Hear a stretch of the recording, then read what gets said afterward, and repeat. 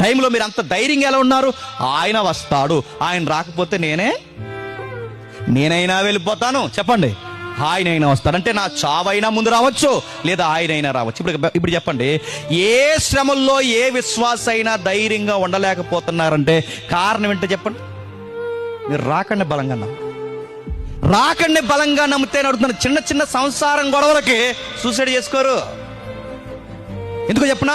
మీ శ్రమను దేంతో కొలుస్తారు? రాకడా. సరే అనండి, ఈ మాట కాకపోతే ఇంకొక మాట అనండి. ఇంకా ఎన్ని నిందలేస్తారు అయ్యండి. ఒక రోజు ప్రభు వస్తాడు, ఆ రోజు ప్రభు సింహాసనం మీద కూర్చుంటాడు. నా మీద వేసిన నిందలందరికీ ఆ దేవుడే, ప్రభువే సమాధానం చెప్తాడు. నేను ఇప్పుడు నీతిమంతుడిగా నేను ఉండకపోవచ్చు, నేను ఇప్పుడు నీతిమంతురాలుగా ఉండకపోవచ్చు, నన్ను పెడుతున్న శ్రమకి ఇప్పుడు నాకు జవాబు దొరకపోవచ్చు, కానీ వన్ డే నా ప్రభు వస్తాడు, ఆ రోజు జడ్జిమెంట్ ఇస్తాడని. మన గొడవలన్నీ దేనికి లింక్ పెడతామంట? అది విశ్వాసి మాటలు అలా ఉండాలి. ఏమన్నా అంటే చాలు సేవ సిటిక్కమంటే ప్యాన్ కురేసుకుంటున్నారంట. నిన్నెవరు విశ్వాసం అన్నది అడుగుతున్నాను. నిన్నెవరైనా ఏమనంటే అడుగుతున్నాను.